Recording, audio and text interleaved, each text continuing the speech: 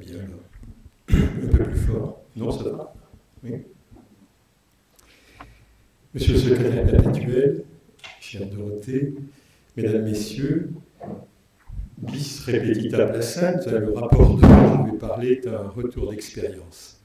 Car en moins de 2 ans d'activité, le forum Bioresp, fondé par Dorothée Brouez et Pierre Alain-Chip, qui nous a quittés voilà quelques mois, a produit quantité de constats partagés et de reconfigurations sur la base d'un regard qu'on peut appeler une vision. Toute notre légitimité tient là, avoir produit. Son contenu et ses annexes d'une 40aine de pages est public et diffusable, on l'a dit, à l'exception de certains entretiens individuels que nous avons conduits et que nous réservons à nos partenaires. J'essaierai d'en rendre compte en un gros quart d'heure à l'aide de 10 planches que je ferai défiler et que je vous commenterai. J'en appelle à votre clémence, mais surtout je vous invite, comme il a déjà été fait, à prendre connaissance approfondie de ce rapport.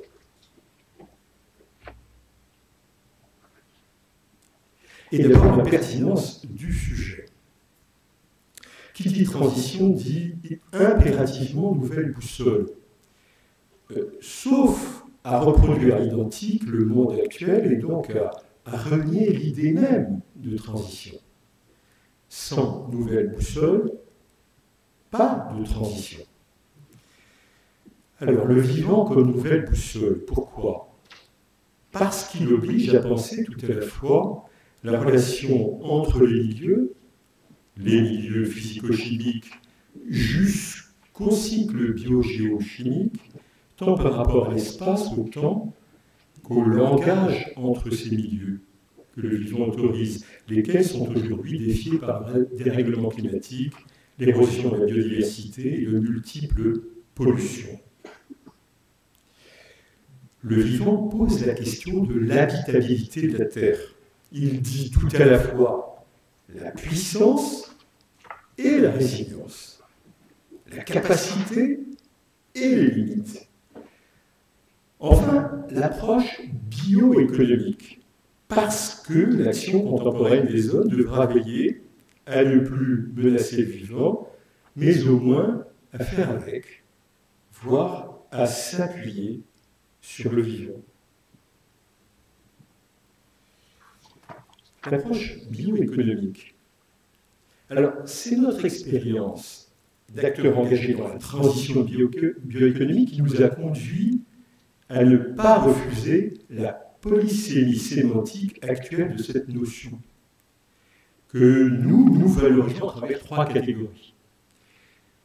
La première d'entre elles, vous le disiez, c'est de valoriser les biomasses, c'est d'agencer de nouveaux modèles économiques autour de filières pérennes fondées sur le carbone renouvelable. Mais aujourd'hui, sous contrainte nouvelle, sinon de la préservation, en tout cas de la résilience des milieux vivants et des territoires. La seconde, vous la disiez également, là l'enjeu est d'engager un maximum d'activités dans l'ajustement des modes de production pour minimiser leur empreinte écologique en ressources carbonées et non renouvelables, ajustement auquel l'innovation orientée dans toutes ses formes, technologique, sociale, économique, financière, comptable, donnera son efficacité. Enfin, la troisième catégorie que nous avons distinguée a un enjeu, celui-ci est de réorienter massivement l'investissement sur la base de nouvelles boussoles indiquant des performances de long terme, pour ajuster les modèles et les pratiques économiques dans une prise en compte renouvelée et du capital social et du capital environnemental.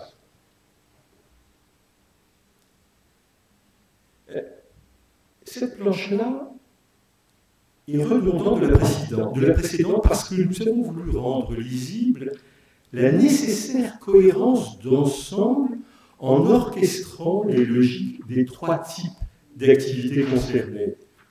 Vous voyez, la première, c'est celle qui valorise les biomasses dans la résilience des milieux vivants. Alors elle concerne des secteurs et des acteurs tels que l'agriculture, le travail de la terre, les coopératives, etc. La seconde évoque ceux qui modifient les modèles productifs à généraliser par l'innovation sous toutes ses formes. C'est les industriels, les entrepreneurs, de tous les secteurs. Quant à la troisième, elle évoque ceux qui sont des acteurs indirects de cette transition et qui investissent à la recherche de la performance de leur capital, sans toujours, comme l'a dit Dorothée Bourgeois un instant, sans toujours disposer de nouvelles boussoles, et c'est les mondes du financement et des financiers. Eh bien, les trois forums que nous avons organisés en 2018 ont abordé chacune de ces trois catégories de bioéconomie. Le forum du 20 mars 2018, sur la boussole des financeurs, je vais vous en parler dans un instant, a traité de ce qu'on peut appeler la troisième bioéconomie. Le forum du 12 juin 2018, sur le biosourcé, s'est attaché, s'est focalisé sur la première. Enfin, le forum de cet après-midi sur la nouvelle convention comptable au service de la transition bioéconomique se concentrera sur la seconde. Il était noté, il a été dit, bis repetita placent, que pour chacune des séances, des restitutions sont disponibles sur le site www.biorest.eu et celui du site de l'agriculture, ainsi que des interviews vidéo réalisées avec divers intervenants. Et vous verrez, c'est vraiment très riche. Alors, je voudrais auparavant vous parler du forum du lancement, du 1er juin 2017. C'est vrai. Voilà. Il a été lancé à AgroParisTech avec quelques amis et partenaires dont certains sont dans la salle et je voudrais les remercier. Ce forum a cadré nos travaux. En voici quelques messages forts d'horizons variés en illustration d'une moisson de regards et de visions. Françoise Roux, qui préside la section sécurité et risque du Conseil général de l'économie au ministère de l'économie et des finances, estime, je la cite, que nous devons passer d'une culture du management technico-économique à une culture de bio-résilience. Management technico-économique, culture de bio-résilience. Et que les politiques publiques devront l'exprimer à tous les niveaux. Fin de citation. Pour le monde académique, Jean-Marc Caillois, qui dirige le département territoire de l'IRSTEA, nous dit la chose suivante: changer les modes d'incitation pour réconcilier les trois aspects du développement durable, économique, social et environnemental, est indispensable en pensant et localement et globalement. Et le sujet, nous dit-il, de la bioéconomie doit être envisagé comme multisecteur et aussi structurant que les nouvelles technologies digitales. Fin de citation. Yvon Lehenaf, directeur général de l'ARD, Agro-Ressources, Recherche et Développement, nous a dit: nous avons en gros un siècle de retard sur la mise au point de nouveaux processus, matériaux et produits de haute qualité, de haute valeur ajoutée ou de chimie de spécialité. Il termine en disant: la compétitivité va venir avec le temps, mais l'acceptabilité sociale est à construire. Enfin, pour Jean-David Abel, qui est le co-auteur du rapport Vers une bioéconomie durable du CESE, vice-président de France Nature Environnement, nous prévient: le modèle actuel conduit à une concurrence internationale des bioressources.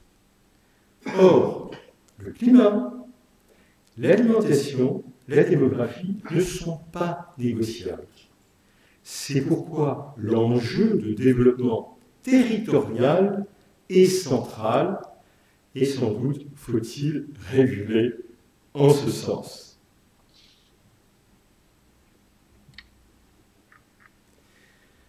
j'en arrive au forum de 2018. Donc le premier d'entre eux, forum du 20 mars, les pratiques ont montré dans ce forum que chaque financeur défend légitimement un critère particulier d'efficacité et donc un modèle de risque différent selon l'échelle à laquelle il se trouve. Et ce faisant, évidemment, chacun a tendance à rester dans son silo. À l'échelle d'un projet d'investissement, le repère incontournable du financeur habituel, c'est le TRI, le taux de retour sur investissement. À l'échelle d'une entreprise, c'est la viabilité globale de l'entreprise. À l'échelle d'un secteur, le repère, c'est peut-être la rente ou l'absence de rente. Et encore, faudrait-il distinguer entre la rente d'innovation et la rente d'immobilisation. À l'échelle maintenant du capital financier, la gestion des investissements par le financeur privé se fait de plus en plus par voie indicielle, qui standardise les choses, voire qui les algorithmise. Vous l'avez vu avec UBS il y a quelques mois. À l'échelle maintenant des trois capitaux, financier, humain et social et naturel, il n'y a pas vraiment de critères partagés pour asseoir la notion de performance. Enfin, à l'échelle d'un pays, l'intérêt général est-il réellement débattu? Faudrait-il sécuriser les engagements longs de ce que j'appelle les transitionneurs? Faudrait-il minimiser le risque réel de dépréciation brutale de notre économie? Soutenir les perdants passifs de la transition? Tout à la fois? Hésitation collective. Engager un dialogue entre ces acteurs génériques à partir de leur propre modèle de risque et des conditions de leur viabilité à chaque échelle pour le faire évoluer au service de la viabilité globale de la transition apparaît donc raisonnablement nécessaire. Ce sont des conditions de la confiance, de façon qu'ils finissent par bouger ensemble, assurer au préalable que le partage des risques de et dans la transition sera clair, sera prévisible et surtout équitable. Autrement dit, qu'il n'y aura pas de risque anormal ou excessif pesant sur telle ou telle catégorie d'acteurs, sur telle échelle, ou que la dynamique de transition ne masquerait pas une sorte de transfert de risque non dit. C'est arrivé. Au fond, ce que nous aura montré ce forum-là, c'est que dans cette phase de transition, il faut faire dialoguer les logiques de ces diverses échelles d'intérêt avec leur modèle de risque associé autour de nouvelles méthodes d'approche des territoires et d'une certaine diversification des modèles de performance, laquelle n'est pas actuellement au rendez-vous. Deuxième forum, celui du 12 juin 2018 sur le biosourcé. Description du paysage. Le passage au biosourcé peine à progresser. Les pionniers essuient souvent les plâtres et abandonnent les projets du fait d'un pétrole bon marché. Il monte un peu, mais bon marché. Or, on a étudié deux secteurs emblématiques, les plastiques et le bâtiment.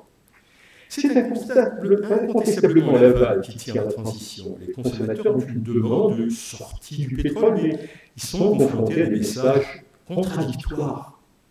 Dégradabilité, recyclabilité, empreinte carbone, concurrence et complémentarité d'usage et de ressources, éco-conception ou non, valorisation de biodéchets, incidence plus ou moins grande du critère prix, écosystèmes territoriaux de transformation de la ressource ou non, développement sur les produits bioassimilables ou biocompatibles ou non. Alors quel dialogue? Le fait est que cet hyperchoix autorise l'expression de multiples intérêts catégoriels, sectoriels, disons, qu'on sait mal mesurer, apprécier et comparer, y compris en l'état actuel des choses, par les critères des analyses du cycle de vie ou autres. Alors, doit-on aller vers Un modèle de type biosourcé localisé? Point d'interrogation. Dans ces jeux complexes, le vieux monde résiste et prône le recyclage. Ces acteurs que je qualifierais d'installés, chimistes, acteurs du BTP, acteurs du recyclage, ne perçoivent pas bien l'intérêt de diversifier leurs matières premières et leurs offres de substances ou de matériaux alternatifs. Des arrangements entre coopératives agricoles et industriels de l'emballage, producteurs de bioplastique, conduisent à de nouveaux modèles prenant en compte la renouvelabilité de la biomasse, autrement dit du capital nature. Et tout l'art est de parvenir à enclencher des dynamiques collectives pour éviter les risques. On voit Bienvert, Roquette, etc. Hein. Quelle action? Le changement viendra donc de l'aval, des fabricants au contact des consommateurs, Lego, Nike, Danone, qui sont des donneurs d'ordre et entendent afficher leur identité bio.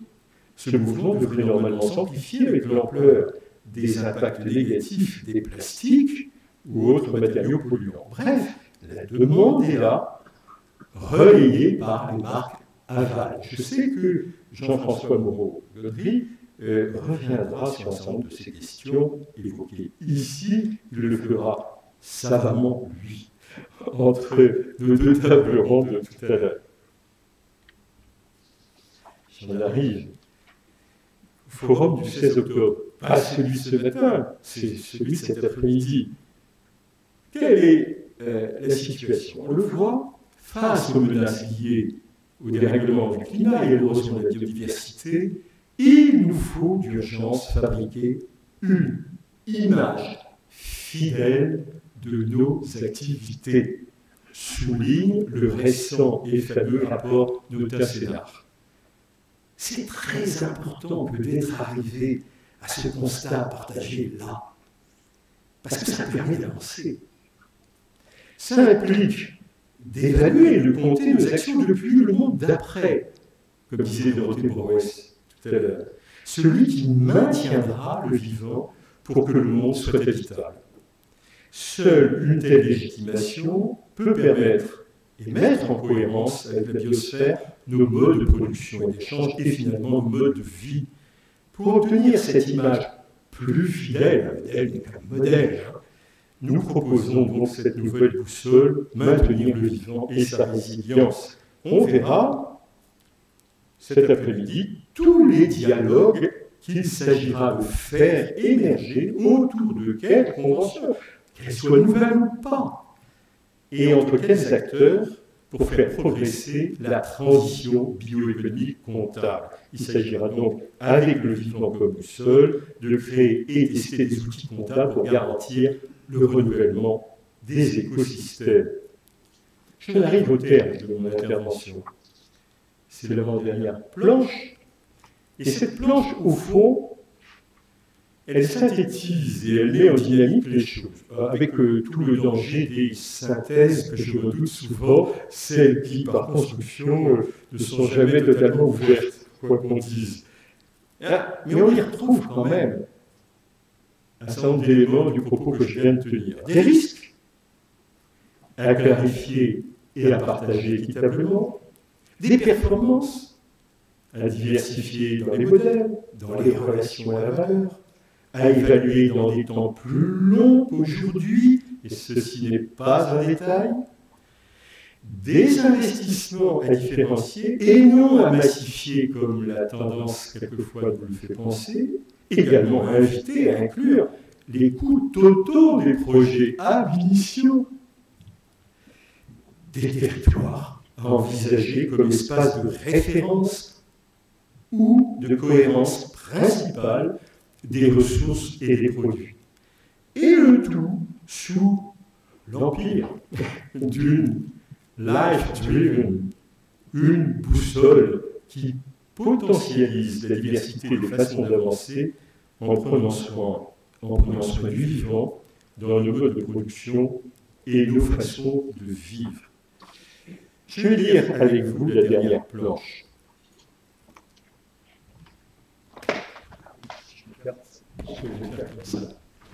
Oui, notre forum s'inscrit dans une dynamique, effectivement, nous ne parlons pas ex nihilo. Les dynamiques existantes, notamment une dynamique lancée par le pouvoir public, stratégie de l'économie, économie circulaire, transition énergétique, loi diversité, sont effectivement des cadres qui nous obligent, avec lesquels d'ailleurs nous sentons en parfaite adéquation. Alors, notre forum trace une trajectoire de transition. Nous tenons beaucoup à cette expression parce qu'elle le fait, et elle est susceptible de le faire avec des mots qui situent et qui renvoient à de nouvelles pratiques, à de nouvelles techniques. Et elle s'attache à des points d'attention, de vigilance, à des leviers et à des empêchements qu'il s'agit de lever. De fait, elle installe une culture commune, branchée sur le monde d'après. Et c'est ainsi que se forgent des balises, des boussoles que nous souhaitons partager. Voilà, nos dialogues sont à la fois, comme il m'arrive de le dire, la ressource, le produit et même l'investissement des formes biorest pour nous accorder sur nos conditions d'existence. Je vous remercie pour votre attention. Dorothée Brogès et moi-même sommes à votre disposition pour répondre à vos questions et puis ensuite nous engagerons les deux tables rondes de cette matinée.